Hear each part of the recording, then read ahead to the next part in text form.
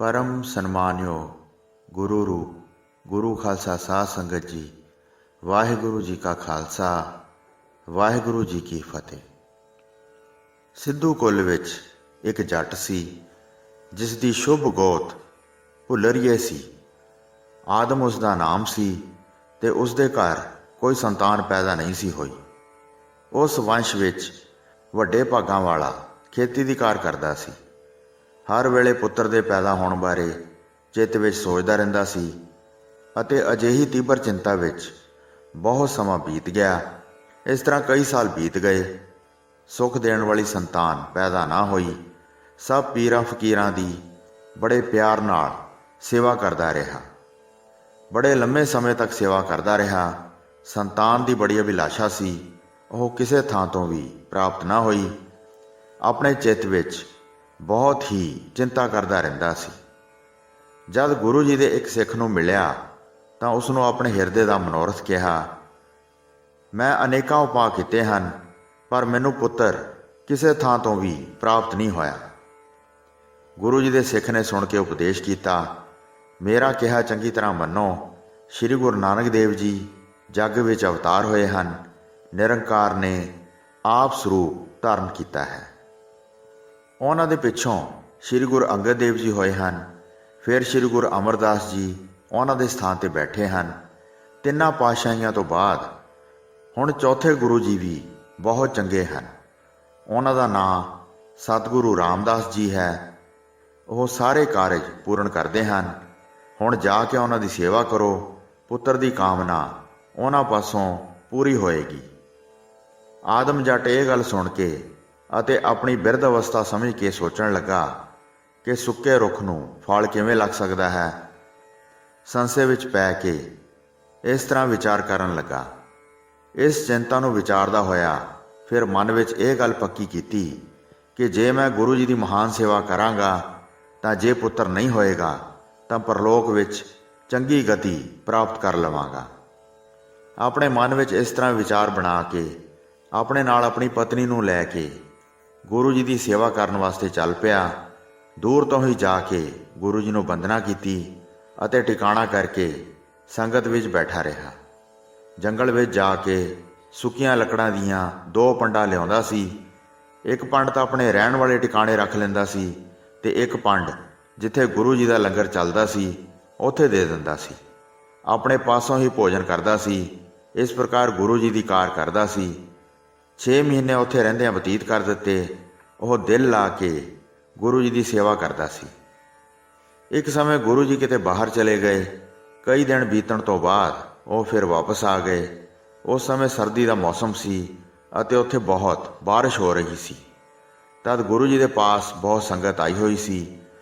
ਸਾਰੀ ਸਿੱਖ ਸੰਗਤ ਨੂੰ ਬਹੁਤ ਠੰਡ ਲੱਗ ਰਹੀ ਸੀ ਜਿਹੜੀ ਸੰਗਤ ਗੁਰੂ ਜੀ ਦੇ ਪਾਸ ਇਕੱਠੀ ਹੋਈ ਸੀ।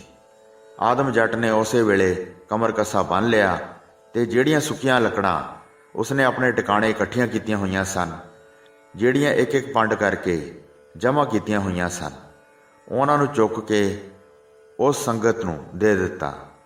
ਸਾਰਿਆਂ ਦੇ ਡੇਰਿਆਂ ਵਿੱਚ ਅੰਗੀਠੀਆਂ ਲੱਗ ਗਈਆਂ। ਪਾਲਾ ਦੂਰ ਹੋ ਗਿਆ ਤੇ ਸਾਰੀ ਸੰਗਤ ਬਹੁਤ ਪ੍ਰਸੰਨ ਹੋਈ।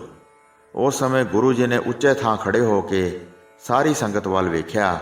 ਸਾਰਿਆਂ ਦੇ ਡੇਰਿਆਂ ਵਿੱਚ ਅੰਗੀਠੀਆਂ ਬਲ ਰਹੀਆਂ ਸਨ।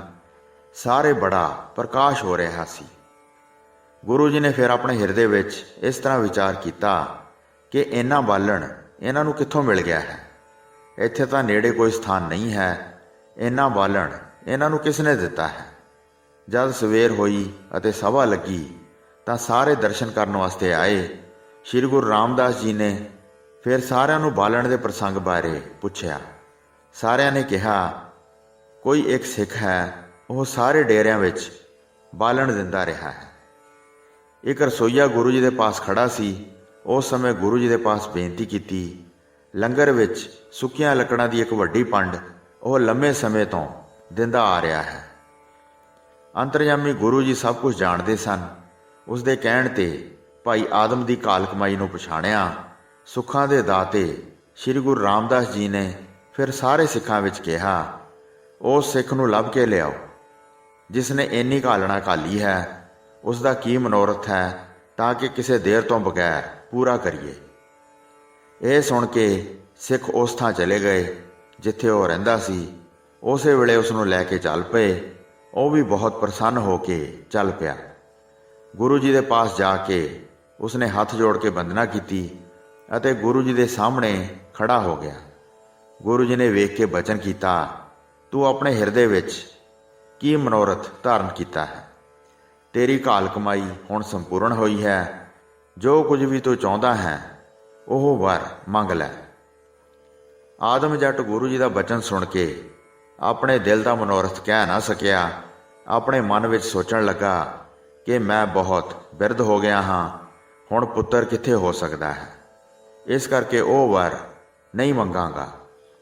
ਮੇਰੀ ਪਤਨੀ ਵੀ ਬਹੁਤ ਬਿਰਧ ਹੋ ਗਈ ਹੈ, ਹੁਣ ਪੁੱਤਰ ਬਾਰੇ ਗੱਲ ਕਰਨਾ ਉਚਿਤ ਨਹੀਂ ਹੈ। ਇਸ ਤਰ੍ਹਾਂ ਵਿਚਾਰ ਕਰਕੇ ਬੋਲਿਆ, ਹੇ ਗੁਰੂ ਜੀ, ਆਪਣੇ ਦਰਸ਼ਨਾਂ ਦਾ ਦਾਨ ਬਖਸ਼ੋ, ਮੈਨੂੰ ਹੋਰ ਕੋਈ ਅਭਿਲਾਸ਼ਾ ਨਹੀਂ ਹੈ। ਇਸ ਤਰ੍ਹਾਂ ਜਦ ਆਦਮ ਨੇ ਕਿਹਾ ਤਾਂ ਅੰਤਰਜਾਮੀ ਪ੍ਰਭੂ ਸੁਆਮੀ ਗੁਰੂ ਰਾਮਦਾਸ ਜੀ ਬੋਲੇ, ਆਪਣੇ ਹਿਰਦੇ ਦਾ ਮਨੋਰਥ ਕਿਉਂ ਨਹੀਂ ਲੈਂਦੇ ਹੋ? ਜਦ ਤੁਸੀਂ ਇਹ ਵੇਖਦੇ ਹੋ ਕਿ ਗੁਰੂ ਜੀ ਵਰ ਦੇਣ ਲਈ ਬਹੁਤ ਪ੍ਰਸੰਨ ਹਨ। ਫਿਰ ਸੰਕੋਚ ਕੀਤਾ ਤੇ ਉਸ ਪਾਸੋਂ ਕਿਹਾ ਨਹੀਂ ਸੀ ਜਾਂਦਾ। ਫਿਰ ਬੋਲਿਆ, ਆਪਣੇ ਦਰਸ਼ਨਾਂ ਦਾ ਦਾਨ ਦਿਓ। ਉਸ ਦੇ ਮਨ ਦੀ ਹਾਲਤ ਨੂੰ ਜਾਣ ਕੇ ਗੁਰੂ ਜੀ ਨੇ ਕਿਹਾ, ਆਪਣੇ ਸਥਾਨ ਤੇ ਚਲੇ ਜਾਓ, ਤੈਥੋਂ ਮੰਗਿਆ ਨਹੀਂ ਜਾ ਰਿਹਾ। ਫਿਰ ਸਵੇਰ ਸਾਰ ਆਓ, ਸੇਵਾ ਤੇਰੀ ਸਫਲ ਹੋਈ। ਪ੍ਰਭੂ ਤੇਰੀ ਮੂੰਹ ਮੰਗੀ ਮੁਰਾਦ ਪੂਰੀ ਕਰਨਗੇ। ਆਦਮ ਜੱਟ ਆਪਣੇ ਡੇਰੇ ਚਲਾ ਗਿਆ। ਆਪਣੇ ਚਿੱਤ ਵਿੱਚ ਬੜੀ ਚਿੰਤਾ ਲਾ ਕੇ ਬਹੁਤ ਗਹਿਰਾ ਸੋਚ ਰਿਹਾ ਸੀ। ਉਸ ਸਮੇਂ ਉਸ ਦੀ ਪਤਨੀ ਨੇ ਆ ਕੇ ਪੁੱਛਿਆ, ਗੁਰੂ ਜੀ ਤੋਂ ਵਰਦਾਨ ਲੈ ਵੀ ਆਏ ਹੋ? ਕਹਿਣ ਲੱਗਾ, ਪੁੱਤਰ ਦੀ ਅਭਿਲਾਸ਼ਾ ਬਾਰੇ ਮੇਰੇ ਪਾਸੋਂ ਗੁਰੂ ਜੀ ਪਾਸ ਕਿਹਾ ਨਹੀਂ ਜਾਂਦਾ। ਮੇਰੀ ਅਤੇ ਤੇਰੀ ਉਮਰ ਹੁਣ ਸੰਤਾਨ ਪੈਦਾ ਕਰਨ ਵਾਲੀ ਨਹੀਂ ਰਹੀ, ਬਹੁਤ ਵੱਡੀ ਹੋ ਗਈ ਹੈ। ਅਸੀਂ ਬਹੁਤ ਬੁੱਢੇ ਹੋ ਗਏ ਹਾਂ, ਪੁੱਤਰ ਕਿਵੇਂ ਪੈਦਾ ਹੋਵੇਗਾ? ਮੈਂ ਤਾਂ ਇਹੋ ਵਰ ਮੰਗਿਆ ਹੈ ਕਿ ਆਪਣੇ ਦਰਸ਼ਨਾਂ ਦਾ ਵਰ ਦਿਓ। ਚੱਲਦੇ ਸਮੇਂ ਗੁਰੂ ਜੀ ਨੇ ਫਿਰ ਮੈਨੂੰ ਕਿਹਾ ਕਿ ਸਵੇਰੇ ਆ ਕੇ ਜੋ ਕੁਝ ਮੰਗਣਾ ਹੈ ਮੰਗ ਲਵੋ। ਇਹ ਸੁਣ ਕੇ ਉਸ ਦੀ ਪਤਨੀ ਉਦਾਸ ਹੋ ਗਈ ਅਤੇ ਪਤੀ ਨੂੰ ਕਹਿਣ ਲੱਗੀ, ਪੂਰਨ ਗੁਰੂ ਜੀ ਪਾਸੋਂ ਪੁੱਤਰ ਦੀ ਦਾਤ ਦੀ ਬੇਨਤੀ ਕਰੋ, ਉਹ ਜ਼ਰੂਰ ਸਾਡੀ ਆਸ ਪੂਰੀ ਕਰਨਗੇ। ਉਹ ਸੁੱਕੇ ਰੁੱਖ ਨੂੰ ਹਰਾ ਕਰ ਸਕਦੇ ਹਨ, ਸੁੱਕੇ ਸਰੋਵਰ ਨੂੰ ਪਾਣੀ ਨਾਲ ਭਰ ਸਕਦੇ ਹਨ, ਸਰਬ ਸਮਰੱਥ ਹਨ, ਅਨਹੋਣੀ ਗੱਲ ਨੂੰ ਹੋਣਹਾਰ ਕਰ ਸਕਦੇ ਹਨ। ਉਹਨਾਂ ਦੇ ਮੂੰਹ ਵਿੱਚੋਂ ਨਿਕਲਿਆ ਵਾਕ ਕਦੇ ਵੀ ਖਾਲੀ ਨਹੀਂ ਜਾਂਦਾ। ਆਪਣੇ ਪਤੀ ਨੂੰ ਇਸ ਪ੍ਰਕਾਰ ਸਮਝਾਇਆ ਤੇ ਦੰਪਤੀ ਨੇ ਰਾਤ ਬਤੀਤ ਕੀਤੀ। ਜਦ ਸਵੇਰ ਹੋਈ ਤਾਂ ਗੁਰੂ ਜੀ ਨੇ ਇੱਕ ਸਿੱਖ ਨੂੰ ਬੁਲਾਉਣ ਵਾਸਤੇ ਭੇਜਿਆ ਅਤੇ ਕਿਹਾ, ਸੇਵਾ ਦੇ ਫਲ ਵਜੋਂ ਸ਼ੁਭ ਵਰ ਲੈ ਜਾਓ। ਤਦ ਪਤੀ ਪਤਨੀ ਗੁਰੂ ਜੀ ਦੇ ਪਾਸ ਆਏ, ਬੜੇ ਪ੍ਰਸੰਨ ਹੋ ਕੇ ਬੰਦਨਾ ਕੀਤੀ। ਸ੍ਰੀ ਗੁਰੂ ਰਾਮਦਾਸ ਜੀ ਨੇ ਕਿਹਾ, ਜੋ ਵਰ ਮੰਗਣਾ ਚਾਹੁੰਦੇ ਹੋ ਮੰਗੋ। ਹੱਥ ਜੋੜ ਕੇ ਪਤੀ ਪਤਨੀ ਨੇ ਕਿਹਾ, ਹੇ ਸਤਿਗੁਰੂ ਜੀ, ਸਾਡੀ ਇਸ ਤਰ੍ਹਾਂ ਦੀ ਅਭਿਲਾਸ਼ਾ ਹੈ ਕਿ ਆਪਣਾ ਬਚਨ ਕਰਕੇ ਸਾਡੇ ਘਰ ਪੁੱਤਰ ਦੀ ਦਾਤ ਬਖਸ਼ੋ। ਸਾਡੇ ਸਾਰੇ ਵੰਸ਼ ਦੇ ਜੀਵ ਤੁਹਾਡੇ ਸਿੱਖ ਹੋਣਗੇ। ਇਹ ਸੁਣ ਕੇ ਸਤਿਗੁਰੂ ਜੀ ਨੇ ਧਿਆਨ ਲਾਇਆ, ਵੇਖ ਰਹੇ ਸਨ ਪਰ ਕੁਝ ਦਿਖਾਈ ਨਹੀਂ ਸੀ ਦੇ ਰਿਹਾ। ਕਾਫੀ ਦੇਰ ਦੇ ਬਾਅਦ ਗੁਰੂ ਜੀ ਨੇ ਕਿਹਾ, ਤੁਹਾਡੇ ਭਾਗ ਵਿੱਚ ਸੰਤਾਨ ਨਹੀਂ ਹੈ। ਇਸ ਤਰ੍ਹਾਂ ਕਹਿ ਕੇ ਨੈਣ ਫਿਰ ਬੰਦ ਕਰ ਲਏ। ਚੰਗੀ ਤਰ੍ਹਾਂ ਖੋਜ ਕੀਤੀ, ਸਭ ਤਰ੍ਹਾਂ ਨਾਲ ਵੇਖਦੇ ਰਹੇ ਕਿ ਆਦਮ ਦੇ ਭਾਗ ਵਿੱਚ ਪੁੱਤਰ ਦੀ ਦਾਤ ਨਹੀਂ ਹੈ। ਬੜੇ ਲੰਮੇ ਸਮੇਂ ਤੱਕ ਗੁਰੂ ਜੀ ਨੇ ਵਿਚਾਰ ਕੀਤੀ। ਫਿਰ ਸਿੱਖ ਨੂੰ ਇਹ ਬਚਨ ਕਹੇ, ਅਸੀਂ ਚੰਗੀ ਤਰ੍ਹਾਂ ਖੋਜ ਕੀਤੀ ਹੈ, ਤੇਰੇ ਭਾਗਾਂ ਵਿੱਚ ਸੰਤਾਨ ਨਹੀਂ ਹੈ, ਪਰ ਤੂੰ ਗੁਰੂ ਘਰ ਦੀ ਮਹਾਨ ਸੇਵਾ ਕੀਤੀ ਹੈ, ਜਿਸ ਕਰਕੇ ਅਸੀਂ ਬਚਨ ਕੀਤਾ ਹੈ, ਸਾਡਾ ਜੋ ਆਤਮ ਸਰੂਪ ਇੱਕ ਪ੍ਰਕਾਸ਼ ਰੂਪ ਹੈ, ਉਸ ਦੀ ਕੋਈ ਰਿਜ਼ਮ ਤੇਰੇ ਘਰ ਪ੍ਰਗਟ ਹੋਵੇਗੀ, ਜਿਸ ਤੋਂ ਤੇਰੀ ਵੰਸ਼ ਵਧੇਗੀ। ਉਹ ਭਗਤੀ ਸਰੂਪ ਹੋਵੇਗਾ। ਇਸ ਕਰਕੇ ਚੰਗੀ ਤਰ੍ਹਾਂ ਸਮਝ ਲਓ ਕਿ ਉਸ ਦਾ ਨਾਮ ਭਗਤੂ ਹੀ ਰੱਖਣਾ। ਮੇਰੇ ਆਤਮ ਸਰੂਪ ਦੀ ਰਿਜ਼ਮ ਹੋਣ ਕਰਕੇ ਉਹ ਅਨੇਕ ਦੇਸ਼ਾਂ ਦਾ ਗੁਰੂ ਹੋਵੇਗਾ। ਉਸ ਦੀ ਵੰਸ਼ ਵਿਸ਼ਾਲ ਫੈਲੇਗੀ। ਉਸ ਦਾ ਨਾਂ ਬਹੁਤ ਉੱਘਾ ਹੋਵੇਗਾ, ਜਿਸ ਨੂੰ ਸਭ ਮਨੁੱਖ ਵੇਖਣਗੇ। ਗੁਰੂ ਜੀ ਦੇ ਮੂੰਹ ਮੰਗੀ ਮੁਰਾਦ ਦੇਣ ਵਾਲੇ ਬਚਨ ਸੁਣ ਕੇ ਪਤੀ ਪਤਨੀ ਨੇ ਧਰਤੀ ਤੇ ਸਿਰ ਰੱਖ ਕੇ ਮੱਥਾ ਟੇਕਿਆ। ਆਗਿਆ ਲੈ ਕੇ ਅਤੇ ਗੁਰੂ ਜੀ ਦਾ ਵਰ ਪ੍ਰਾਪਤ ਕਰਕੇ ਜਾ ਕੇ ਆਪਣੇ ਥਾਂ ਰਹਿਣ ਲੱਗੇ। ਬਿਰਧ ਉਮਰ ਸੀ ਅਤੇ ਸਰੀਰ ਬੁਢੇਪੇ ਨੇ ਗ੍ਰਸਿਆ ਸੀ। ਪਤੀ ਪਤਨੀ ਨੇ ਆਪਣੇ ਘਰ ਵਿੱਚ ਵਾਸਾ ਕਰ ਲਿਆ। ਜਦ 1 ਸਾਲ ਦਾ ਸਮਾਂ ਬੀਤਿਆ ਤਾਂ ਉਸ ਵੱਡੇ ਭਾਗਾਂ ਵਾਲੇ ਬਾਲਕ ਨੇ ਜਨਮ ਲਿਆ। ਪਤੀ ਪਤਨੀ ਬਹੁਤ ਪ੍ਰਸੰਨ ਹੋਏ। ਉਹ ਗੁਰੂ ਜੀ ਨੂੰ ਬੜੀ ਸ਼ਰਧਾ ਧਾਰ ਕੇ ਯਾਦ ਕਰਦੇ ਸਨ। ਆਦਮ ਦੇ ਘਰ ਪੁੱਤਰ ਨੇ ਜਨਮ ਲਿਆ। ਸਾਰੇ ਸ਼ਰੀਕਾਂ ਦੇ ਵਿੱਚ ਖੁਸ਼ੀ ਮਨਾਈ ਗਈ। ਭਿੰਨ ਭਿੰਨ ਪ੍ਰਕਾਰ ਖੁਸ਼ੀਆਂ ਮਨਾਈਆਂ ਗਈਆਂ। ਬੜਾ ਉਤਸ਼ਾਹ ਕਰਕੇ ਗੀਤ ਗਾਉਂਦੇ ਸਨ। ਸਾਰੇ ਰਿਸ਼ਤੇਦਾਰ ਫਿਰ ਮਿਲ ਕੇ ਆਏ ਤੇ ਭਾਂਤ ਭਾਂਤ ਦੀਆਂ ਵਧਾਈਆਂ ਦਿੰਦੇ ਸਨ। ਜਿਸ ਘਰ ਵਿੱਚ ਅੰਨ ਦਾ ਭੋਰਾ ਵੀ ਨਹੀਂ ਸੀ, ਉਸ ਘਰ ਵਿੱਚ ਘਿਓ ਕਿਵੇਂ ਹੋ ਸਕਦਾ ਸੀ। ਸਾਰੇ ਰਿਸ਼ਤੇਦਾਰਾਂ ਨੇ ਉਸ ਦਾ ਇਹ ਹਾਲ ਵੇਖ ਕੇ ਉਸ ਦੇ ਘਰ ਕਿਸੇ ਪ੍ਰਕਾਰ ਦਾ ਵੀ ਅੰਨ ਜਾਂ ਧਨ ਨਹੀਂ ਹੈ, ਉਹਨਾਂ ਨੇ ਆਪਣੇ ਆਪਣੇ ਘਰਾਂ ਤੋਂ ਉਗਰਾਹੀ ਕਰਕੇ ਘਿਓ ਅਤੇ ਅਨਾਜ ਆਦਮ ਨੂੰ ਦਿੱਤਾ। ਬਹੁਤ ਦਿਨਾਂ ਤੱਕ ਘਿਓ ਤੇ ਅੰਨ ਲਿਆਉਂਦੇ ਰਹੇ। ਬਾਲਕ ਦਾ ਜਨਮ ਸਾਰਿਆਂ ਦੇ ਮਨ ਨੂੰ ਬਹੁਤ ਚੰਗਾ ਲੱਗਾ। ਮਾਤਾ ਪਿਤਾ ਬਹੁਤ ਪ੍ਰਸੰਨ ਹੋਏ।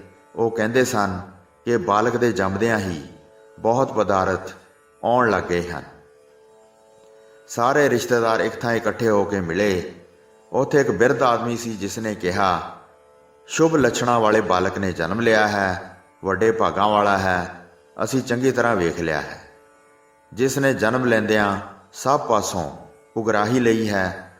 ਮਾਨੋ ਸਾਰਿਆਂ ਨੇ ਇਸ ਨੂੰ ਭੇਟਾਵਾਂ ਅਰਪਣ ਕੀਤੀਆਂ ਹਨ। ਇਸ ਦਾ ਜੋ ਅੱਗੇ ਵੰਸ਼ ਹੋਵੇਗਾ ਉਹ ਸਾਡੇ ਉੱਪਰ ਹੁਕਮ ਚਲਾਏਗਾ। ਜਿਹੜੇ ਚਤੁਰ ਵਿਅਕਤੀ ਸਨ ਉਹ ਉਸੇ ਸਮੇਂ ਜਾਣ ਗਏ ਅਤੇ ਸਾਰੇ ਬਾਲਕ ਨੂੰ ਭਗਤੂ ਨਾਂ ਨਾਲ ਪੁਕਾਰਦੇ ਸਨ। ਜਦ ਕੁਝ ਵੱਡੀ ਉਮਰ ਹੋਈ ਤਾਂ ਭਗਤੂ ਦੇ ਪਿਤਾ ਜੀ ਪਰਲੋਕ ਚਲੇ ਗਏ। ਭਗਤੂ ਵਿਸ਼ਾਲ ਕਰਾਮਾਤਾਂ ਦਾ ਘਰ ਸੀ, ਪਰ ਕੋਈ ਵੀ ਕਰਾਮਾਤ ਕਿਸੇ ਸਮੇਂ ਵੀ ਜ਼ਾਹਰ ਨਾ ਕੀਤੀ। ਲਗਾਤਾਰ ਆਪਣੇ ਅੰਦਰ ਲੁਕਾਈ ਰੱਖੀ। ਕੋਈ ਵੀ ਇਹਨਾਂ ਕਰਾਮਾਤਾਂ ਨੂੰ ਜਾਣ ਨਹੀਂ ਸੀ ਸਕਦਾ। ਇੱਕ ਵਾਰ ਮਾਤਾ ਆਪਣੇ ਬੱਚੇ ਨੂੰ ਲੈ ਕੇ ਗੁਰੂ ਜੀ ਦੇ ਪਾਸ ਮੱਥਾ ਟੇਕਣ ਗਈ। ਜਿਹੜਾ ਭਗਤੂ ਕਰਮ, ਮਨ ਅਤੇ ਬਾਣੀ ਕਰਕੇ ਗੁਰੂ ਜੀ ਦਾ ਸੇਵਕ ਸੀ, ਉਹਨਾਂ ਨੇ ਮਿਲ ਕੇ ਗੁਰੂ ਜੀ ਦੇ ਦਰਸ਼ਨ ਕੀਤੇ। ਉਸ ਸਮੇਂ ਸਤਿਗੁਰੂ ਅਰਜਨ ਦੇਵ ਜੀ ਸਨ। ਉਹਨਾਂ ਨੇ ਭਗਤੂ ਨੂੰ ਵੇਖ ਕੇ ਉਸ ਨੂੰ ਬੜੀਆਂ ਖੁਸ਼ੀਆਂ ਬਖਸ਼ੀਆਂ। ਭਗਤੂ ਆਪਣੇ ਮਾਤਾ ਸਹਿਤ ਕਈ ਦਿਨ ਗੁਰੂ ਜੀ ਦੇ ਪਾਸ ਰਿਹਾ। ਸਦਾ ਸੁੱਖਾਂ ਦੀ ਰਾਸ ਸਤਨਾਮ ਦਾ ਸਿਮਰਨ ਕਰਦਾ ਸੀ। ਗੁਰੂ ਜੀ ਦੀਆਂ ਖੁਸ਼ੀਆਂ ਲੈ ਕੇ ਅਤੇ ਚਰਨਾਂ ਤੇ ਮੱਥਾ ਟੇਕ ਕੇ ਫਿਰ ਆਪਣੇ ਘਰ ਨੂੰ ਆਉਣ ਲੱਗਾ। ਰਾਹ ਵਿੱਚ ਹੌਲੀ ਹੌਲੀ ਚੱਲਦਾ। ਬਿਰਧ ਮਾਤਾ ਜੀ ਵੀ ਨਾਲ ਜਾ ਰਹੇ ਸਨ। ਜੇਠ ਦਾ ਮਹੀਨਾ ਹੋਣ ਕਰਕੇ ਬੜੀ ਗਰਮੀ ਸੀ। ਉਹ ਮਾਲਵੇ ਦੇਸ਼ ਵੱਲ ਜਾ ਰਹੇ ਸਨ। ਦਿਨ ਬੜਾ ਸਖਤ ਚੜ੍ਹਿਆ ਸੀ ਤਾਂ ਉਹਨਾਂ ਨੂੰ ਬਹੁਤ ਪਿਆਸ ਲੱਗੀ। ਤਾਂ ਮਾਤਾ ਨੇ ਆਪਣੇ ਪੁੱਤਰ ਨੂੰ ਕਿਹਾ, ਹੇ ਪੁੱਤਰ ਸੁਣੋ, ਮੈਂ ਬਹੁਤ ਥੱਕ ਗਈ ਹਾਂ। ਮੈਥੋਂ ਹੁਣ ਅੱਗੇ ਚੱਲਿਆ ਨਹੀਂ ਜਾ ਰਿਹਾ। ਪਿਆਸ ਨੇ ਮੈਨੂੰ ਬਹੁਤ ਵਿਆਕੁਲ ਕੀਤਾ ਹੈ। ਜਲ ਤੋਂ ਬਗੈਰ ਵੱਡਾ ਕਸ਼ਟ ਹੋ ਰਿਹਾ ਹੈ। ਇਹ ਸੁਣ ਕੇ ਭਾਈ ਭਗਤੂ ਨੇ ਕਿਹਾ, ਹੇ ਮਾਤਾ ਜੀ, ਇਸ ਥਾਂ ਜਲ ਨਹੀਂ ਹੈ। 3-4 ਕੋਹਾਂ ਤੇ ਇੱਕ ਪਿੰਡ ਹੈ। ਉੱਥੇ ਪਹੁੰਚ ਕੇ ਮੈਂ ਤੁਹਾਨੂੰ ਪਾਣੀ ਪਿਆਵਾਂਗਾ। ਮਾਤਾ ਕਹਿਣ ਲੱਗੀ, 3 ਕੋਹ ਚੱਲਣ ਦੀ ਮੇਰੇ ਵਿੱਚ ਸਮਰੱਥਾ ਨਹੀਂ ਹੈ। ਮੈਂ ਤਾਂ ਹੁਣ ਅੱਧਾ ਕੋਹ ਵੀ ਚੱਲ ਨਹੀਂ ਸਕਦੀ। ਹੁਣ ਤਾਂ ਪਾਣੀ ਮਿਲਣ ਨਾਲ ਹੀ ਪ੍ਰਾਣ ਬਚਣਗੇ, ਨਹੀਂ ਤਾਂ ਇਸ ਥਾਂ ਹੀ ਮਰ ਜਾਵਾਂਗੀ। ਇਹ ਸੁਣ ਕੇ ਭਗਤੂ ਡਰ ਗਿਆ ਕਿ ਕਿਤੇ ਮਾਤਾ ਜੀ ਇੱਥੇ ਹੀ ਖਤਮ ਨਾ ਹੋ ਜਾਣ। ਤਦ ਉਸਨੇ ਕਿਹਾ, ਦਰਖਤ ਦੀ ਛਾਵੇਂ ਬੈਠੋ, ਮੈਂ ਛੇਤੀ ਛੇਤੀ ਜਾਂਦਾ ਹਾਂ। ਪਿੰਡ ਵਿੱਚ ਜਾ ਕੇ ਪਾਣੀ ਲਿਆਉਂਦਾ ਹਾਂ। ਤਦ ਤੱਕ ਦਿਲ ਵਿੱਚ ਧੀਰਜ ਧਾਰਨ ਕਰਕੇ ਬੈਠੇ ਰਹੋ। ਜੇ ਮੇਰੇ ਪਿੱਛੋਂ ਪਿਆਸ ਬਹੁਤ ਸਤਾਵੇ ਤੇ ਇੰਜ ਲੱਗੇ ਕਿ ਪ੍ਰਾਣ ਹੀ ਨਿਕਲ ਚੱਲੇ ਹਨ, ਫਿਰ ਵੀ ਇਸ ਥਾਂ ਇੱਕ ਸੁੱਕਾ ਸਰੋਵਰ ਹੈ। ਇੱਕ ਵੱਡੀ ਢੀਮ ਨੂੰ ਫੌਰਨ ਚੁੱਕਣਾ, ਉਸ ਹੇਠਾਂ ਪਾਣੀ ਹੋਵੇਗਾ। ਉਸ ਪਾਣੀ ਨੂੰ ਪੀ ਲੈਣਾ ਤੇ ਆਪਣੇ ਪ੍ਰਾਣ ਬਚਾ ਲੈਣਾ। ਉਸ ਢੀਮ ਨੂੰ ਫਿਰ ਉਸ ਥਾਂ ਹੀ ਟਿਕਾ ਦੇਣਾ। ਕਿਸੇ ਦੂਸਰੇ ਨੂੰ ਇਸ ਬਾਰੇ ਨਾ ਦੱਸਣਾ। ਆਪਣੀ ਮਾਤਾ ਜੀ ਨੂੰ ਇੰਜ ਸਮਝਾ ਕੇ ਪਾਣੀ ਲੈਣ ਵਾਸਤੇ ਛੇਤੀ ਛੇਤੀ ਪਿੰਡ ਨੂੰ ਚੱਲ ਪਿਆ। ਜਦ ਭਗਤੂ ਛੇਤੀ ਛੇਤੀ ਚਲਾ ਗਿਆ ਤਾਂ ਉਸ ਦੀ ਮਾਤਾ ਜੀ ਨੂੰ ਬਾਅਦ ਵਿੱਚ ਬਹੁਤ ਪਿਆਸ ਲੱਗੀ। ਉਸ ਪਾਸੋਂ ਰਿਹਾ ਨਾ ਗਿਆ ਅਤੇ ਉਸ ਥਾਂ ਚੱਲ ਕੇ ਗਈ। ਉਸਨੇ ਇੱਕ ਬਹੁਤ ਵੱਡੀ ਢੀਮ ਨੂੰ ਪੁੱਟਿਆ। ਜਦ ਢੀਮ ਪੁੱਟੀ ਤਾਂ ਸਾਫ਼ ਸੀਤਲ ਜਲ ਹੇਠਾਂ ਵੇਖਿਆ। ਉਹ ਉਸੇ ਵੇਲੇ ਬਹੁਤ ਪ੍ਰਸੰਨ ਹੋ ਗਈ ਤੇ ਬੁੱਕ ਭਰ ਭਰ ਕੇ ਪਾਣੀ ਪੀਤਾ। ਰਸਤੇ ਦੀ ਥਕਾਵਟ ਨੂੰ ਦੂਰ ਕਰਨ ਵਾਸਤੇ ਇਸ ਤਰ੍ਹਾਂ ਜਦ ਕੀਤਾ ਤਾਂ ਤਪਸ਼ ਦੂਰ ਹੋਈ। ਆਪਣੇ ਕੱਪੜਿਆਂ ਨੂੰ ਪਾਣੀ ਵਿੱਚ ਭਿਉਂ ਕੇ ਨਿਚੋੜ ਕੇ ਆਪਣੇ ਸਾਰੇ ਸਰੀਰ ਨੂੰ ਪੂੰਝਿਆ, ਜਿਸ ਨਾਲ ਗਰਮੀ ਦੂਰ ਹੋ ਗਈ ਤੇ ਠੰਡਕ ਅਨੁਭਵ ਕੀਤੀ। ਉਸ ਸਮੇਂ ਭੇਡਾਂ ਚਾਰਨ ਵਾਲਾ ਇੱਕ ਵਾਗੀ ਉੱਥੇ ਆ ਗਿਆ। ਮਾਤਾ ਨੇ ਪਾਣੀ ਨੂੰ ਟਕਿਆ ਨਹੀਂ ਸੀ ਤੇ ਆਪਣੇ ਪੁੱਤਰ ਦੀ ਗੱਲ ਨੂੰ ਯਾਦ ਨਹੀਂ ਸੀ ਰੱਖਿਆ। ਭੁੱਲ ਗਈ ਤੇ ਉੱਥੇ ਬੈਠੀ ਰਹੀ ਤੇ ਨਾ ਪ੍ਰਗਟ ਕਰਨ ਵਾਲੀ ਰੀਤ ਨਾ ਯਾਦ ਰੱਖੀ। ਦਰਖਤ ਦੀ ਛਾਂ ਹੇਠ ਬੈਠੀ ਆਪਣੇ ਪੁੱਤਰ, ਜਿਸ ਦੀ ਬੁੱਧੀ ਪਵਿੱਤਰ ਅਤੇ ਗਿਆਨ ਵਾਲੀ ਸੀ, ਉਸ ਨੂੰ ਉਡੀਕਦੀ ਰਹੀ। ਬੱਕਰੀਆਂ ਦਾ ਵਗ ਪਾਣੀ ਦੇ ਵੱਡੇ ਸੋਮੇ ਨੂੰ ਪਹਿਚਾਣ ਕੇ ਪਾਣੀ ਪੀਣ ਵਾਸਤੇ ਬਹੁਤ ਉਤਾਵਲਾ ਹੋ ਗਿਆ। ਇਹ ਵੇਖ ਕੇ ਆਜੜੀ ਹਿਰਦੇ ਵਿੱਚ ਬਹੁਤ ਹੈਰਾਨ ਹੋਇਆ। ਕੋਈ ਗੱਲ ਜਾਣੀ ਨਹੀਂ ਸੀ ਜਾ ਸਕਦੀ। ਦੂਰ ਤੱਕ ਇੱਥੇ ਕੋਈ ਪਿੰਡ ਨਹੀਂ ਹੈ, ਚਾਰੇ ਪਾਸੇ ਵੱਡੀ ਉਜਾੜ ਹੈ। ਮੈਂ ਰੋਜ਼ ਆ ਕੇ ਵੇਖਦਾ ਹਾਂ, ਸਾਰੇ ਸੁੱਕਾ ਹੀ ਸੁੱਕਾ ਹੁੰਦਾ ਹੈ, ਕਿਸੇ ਥਾਂ ਤੇ ਵੀ ਜਲ ਨਹੀਂ ਹੁੰਦਾ। ਜੇਠ ਦਾ ਮਹੀਨਾ ਹੈ, ਅੱਤ ਦੀ ਗਰਮ ਰੁੱਤ ਹੈ, ਪਾਣੀ ਵਾਲੇ ਸਾਰੇ ਸਥਾਨ ਸੁੱਕ ਗਏ ਹਨ। ਇਸ ਦੇਸ਼ ਵਿੱਚ ਕਿਤੇ ਵੀ ਵਰਖਾ ਨਹੀਂ ਹੋਈ ਹੈ। ਪਾਣੀ ਨੂੰ ਕੋਈ ਖੂਹ ਤੋਂ ਬਗੈਰ ਹੋਰ ਕਿਤੇ ਨਹੀਂ ਵੇਖ ਸਕਦਾ। ਕੀ ਕਾਰਨ ਹੈ ਕਿ ਇੱਥੇ ਸੁੰਦਰ ਜਲ ਪ੍ਰਗਟ ਹੋਇਆ ਹੈ, ਜਿਹੜਾ ਮੈਲ ਤੋਂ ਰਹਿਤ ਹੈ, ਜਿਵੇਂ ਨਦੀ ਦਾ ਪ੍ਰਵਾਹ ਚੱਲਦਾ ਹੋਵੇ। ਇਸ ਥਾਂ ਐਸਾ ਸੁਖਦਾਇਕ ਜਲ ਮੈਂ ਵੇਖਿਆ ਹੈ। ਉਸ ਦੇ ਨੇੜੇ ਹੀ ਉਸਨੇ ਇੱਕ ਬਜ਼ੁਰਗ ਇਸਤਰੀ ਨੂੰ ਆਪਣੇ ਕੱਪੜੇ ਸੁਕਾਉਂਦੀ ਨੂੰ ਵੇਖਿਆ। ਆਜੜੀ ਉਸ ਦੇ ਪਾਸ ਜਾ ਕੇ ਪੁੱਛਣ ਲੱਗਾ, ਮੈਂ ਬਹੁਤ ਹੈਰਾਨ ਹੋਇਆ ਹਾਂ, ਇੱਥੇ ਨੇੜੇ ਤੇੜੇ ਕਿਤੇ ਪਾਣੀ ਤਾਂ ਨਹੀਂ ਸੀ। ਇੰਨੀ ਵੱਡੀ ਮਿਕਦਾਰ ਵਿੱਚ ਇੱਥੇ ਪਾਣੀ ਕਿਵੇਂ ਪ੍ਰਗਟ ਹੋ ਗਿਆ? ਤੁਸੀਂ ਇਸ਼ਨਾਨ ਕੀਤਾ ਹੈ ਅਤੇ ਪਾਣੀ ਪੀਤਾ ਹੈ। ਜੇ ਕੁਝ ਜਾਣਦੇ ਹੋ ਤਾਂ ਮੈਨੂੰ ਦੱਸੋ। ਮਾਤਾ ਜੀ ਨੇ ਆਪਣੇ ਸਾਰੇ ਬਿਰਤਾਂਤ ਨੂੰ ਆਜੜੀ ਨੂੰ ਦੱਸ ਦਿੱਤਾ। ਮੇਰਾ ਪੁੱਤਰ ਭਗਤੂ ਮੇਰੇ ਨਾਲ ਰਸਤੇ ਰਸਤੇ ਚੱਲ ਕੇ ਆਇਆ ਹੈ। ਮੈਨੂੰ ਬਹੁਤ ਪਿਆਸ ਲੱਗੀ ਸੀ। ਮੈਨੂੰ ਇੱਥੇ ਬਿਠਾ ਕੇ ਪਿੰਡ ਨੂੰ ਗਿਆ ਹੈ ਤੇ ਜਾਣ ਲੱਗਾ ਮੈਨੂੰ ਇਸ ਤਰ੍ਹਾਂ ਕਹਿਣ ਲੱਗਾ ਕਿ ਜੇ ਤੇਰੇ ਪ੍ਰਾਣ ਪਿਆਸ ਨਾਲ ਬੇਹਾਲ ਹੋ ਜਾਣ ਤਾਂ ਇੱਥੋਂ ਇੱਕ ਢੀਮ ਚੁੱਕ ਕੇ ਆਪਣੇ ਹੱਥਾਂ ਨਾਲ ਪਾਣੀ ਪੀ ਲੈਣਾ। ਪਿੱਛੋਂ ਮੈਨੂੰ ਪਿਆਸ ਲੱਗੀ ਤੇ ਗਰਮੀ ਨੇ ਬਹੁਤ ਦੁਖੀ ਕੀਤਾ। ਮੈਂ ਅਧੀਰ ਹੋ ਕੇ ਇੱਕ ਢੀਮ ਚੁੱਕ ਕੇ ਪਾਣੀ ਕੱਢਿਆ। ਹੁਣ ਪੀ ਕੇ ਠੰਡ ਪੈ ਗਈ ਹੈ। ਜਦ ਦਾ ਇਹ ਜਲ ਦਾ ਤਾਲ ਵਰਗਾ ਪਾਣੀ ਦਾ ਸਮੂਹ ਵੇਖਿਆ ਹੈ। ਆਜੜੀ ਨੇ ਇਸ ਪ੍ਰਕਾਰ ਸੁਣ ਕੇ ਆਪਣੇ ਹਿਰਦੇ ਵਿੱਚ ਭਾਈ ਭਗਤੂ ਵਿੱਚ ਵਿਸ਼ਾਲ ਕਰਾਮਾਤ ਪਛਾਣੀ। ਉਸਨੇ ਫਿਰ ਪਾਣੀ ਪੀਤਾ ਅਤੇ ਉਸੇ ਵੇਲੇ ਇਸ਼ਨਾਨ ਵੀ ਕੀਤਾ। ਉਸ ਸਮੇਂ ਭਾਈ ਭਗਤੂ ਵੀ ਆ ਗਿਆ ਅਤੇ ਜਲ ਦੀ ਵਿਸ਼ਾਲ ਰਚਨਾ ਵੇਖੀ ਤੇ ਫਿਰ ਆਪਣੀ ਮਾਤਾ ਜੀ ਨੂੰ ਕਿਹਾ, ਇਹ ਤੁਸੀਂ ਕੀ ਕੀਤਾ ਹੈ? ਪਾਣੀ ਪੀ ਕੇ ਉਸ ਨੂੰ ਫਿਰ ਢੱਕਿਆ ਕਿਉਂ ਨਹੀਂ? ਉਹ ਕਹਿਣ ਲੱਗੇ, ਮੈਨੂੰ ਬਹੁਤ ਪਿਆਸ ਲੱਗੀ ਹੋਈ ਸੀ। ਹੇ ਪੁੱਤਰ, ਇਸ ਕਰਕੇ ਮੈਂ ਪਾਣੀ ਕੱਢਿਆ। ਮੇਰੇ ਇਸ਼ਨਾਨ ਕਰਦਿਆਂ ਬਹੁਤ ਬੱਕਰੀਆਂ ਆ ਗਈਆਂ। ਪਾਣੀ ਪੀ ਕੇ ਉਹ ਤ੍ਰਿਪਤ ਹੋ ਗਈਆਂ। ਮੈਨੂੰ ਫਿਰ ਯਾਦ ਨਹੀਂ ਰਿਹਾ ਜਿਹੜਾ ਤੂੰ ਪਾਣੀ ਨੂੰ ਛੁਪਾਉਣ ਵਾਸਤੇ ਕਿਹਾ ਸੀ। ਫਿਰ ਇਹ ਆਜੜੀ ਮੇਰੇ ਪਾਸ ਆਇਆ। ਇਸਨੇ ਬੰਦਨਾ ਕਰਕੇ ਬੇਨਤੀ ਕੀਤੀ। ਉਸ ਨੂੰ ਸਤਨਾਮ ਦਾ ਉਪਦੇਸ਼ ਦੇ ਕੇ ਆਪਣੇ ਘਰ ਅੰਦਰ ਆ ਗਏ। ਤਦ ਫਿਰ ਭਗਤੂ ਜੀ ਜਗਤ ਵਿੱਚ ਪ੍ਰਗਟ ਹੋ ਗਏ। ਸਾਰੇ ਜਾਣੇ ਭਾਈ ਭਗਤੂ ਦੀ ਭਗਤੀ ਕਰਨ ਲੱਗੇ। ਮਾਲਵੇ ਦੇ ਜਿੰਨੇ ਵੀ ਪਿੰਡ ਹਨ, ਉਹ ਆ ਕੇ ਭਾਈ ਭਗਤੂ ਦੇ ਚਰਨ ਕਮਲਾਂ 'ਤੇ ਸਿਰ ਧਰਦੇ ਹਨ। ਉਹ ਭੇਟਾਵਾਂ ਦੇ ਕੇ ਭੋਜਨ ਛਕਾਉਂਦੇ ਹਨ ਅਤੇ ਅਨੇਕ ਪ੍ਰਕਾਰ ਪੂਜਾ ਕਰਦੇ ਹਨ। ਜਿਸ ਸਮੇਂ ਸ੍ਰੀ ਗੁਰੂ ਅਰਜਨ ਦੇਵ ਜੀ ਅੰਮ੍ਰਿਤ ਸਰੋਵਰ ਦੀ ਰਚਨਾ ਕਰਨ ਲੱਗੇ ਤਾਂ ਭਾਈ ਭਗਤੂ ਜੀ ਉੱਥੇ ਜਾ ਕੇ ਤਨ ਮਨ ਨਾਲ ਕਾਰ ਸੇਵਾ ਕਰਨ ਲੱਗੇ। ਸਦਾ ਹੀ ਸਤਨਾਮ ਵਿੱਚ ਇੱਕ ਤਾਰ ਲਿਵ ਲੱਗੀ ਰਹਿੰਦੀ ਸੀ।